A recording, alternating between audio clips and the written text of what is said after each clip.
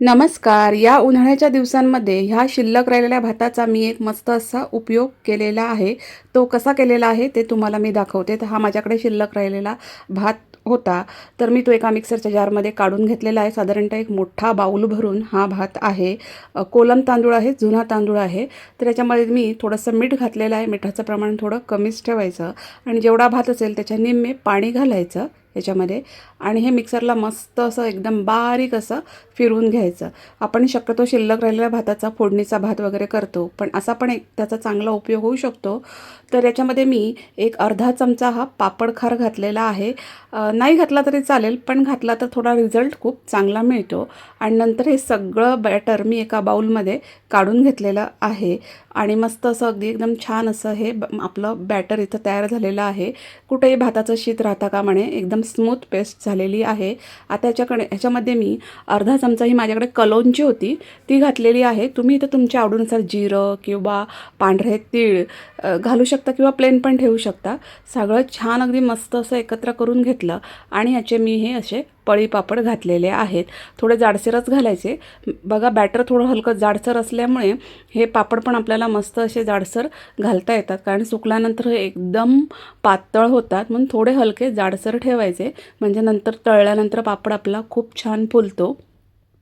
तर एवढ्या मिश्रणामध्ये माझे 17 पापड झालेले होते. अगदी 2 उन्हांमध्ये हे मस्त एकदम खडखडीत सुकून पापड तयार होतात. तर शिल्लक राहिलेला भाताचा हा पण एक मस्त असा उपयोग आहे.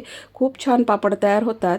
तुम्ही या पापडांसाठी एक ताजा भातसुद्धा करून त्याचे पण तुम्ही असे पापड करू शकतात. हे बघा सुकल्यानंतर किती मस्त असे पापड झालेले आहेत. त्यांना चमक पण बघा किती मस्त अगदी आलेली आहे आणि पापड एकदम आपण थोडे हलके जाडसर घातल्यामुळे हे बघा त्याची जी पापड जो तयार झाला आहे तो परफेक्ट तयार झालेला आहे.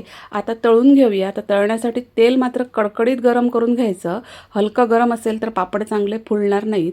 तर असं कडकडीत गरम तेल करून घ्यायचं आणि त्याच्यामध्ये हे पापड आपल्याला तळून घ्यायचे आहेत. बघू शकता दुपटीने हा पापड फुललेला आहे, दुपटीपेक्षाही जास्त. तर एकदम मस्त असा आणि एकदम करायला सोपा असा हा आपला तांदळाचा पापड इथं तयार झालेला आहे. शिल्लक राहिलेल्या भाताचा हा एक मस्त असा उपयोग आहे. तर उन्हाळ्याच्या दिवसात तुमच्याकडे जर भात शिल्लक राहिला असेल तर तुम्ही नक्की याचे असे हे पापड बनवून बघा. पापड खार घातल्यामुळे थोडासा पापड अजून जास्त फुलायला मदत होते. तर बघा मी हे सगळे पापड असे तळून घेतलेले आहेत. मस्त पांढरे शुभ्र एकदम क्रंची आणि एकदम कमी तेलकट असे पापड इथं तयार झालेले आहेत. तर ह्या शिल्लक राहिलेला भाताचा उपयोग तुम्हाला कसा वाटला तो कमेंट्समध्ये मात्र नक्की सांगा.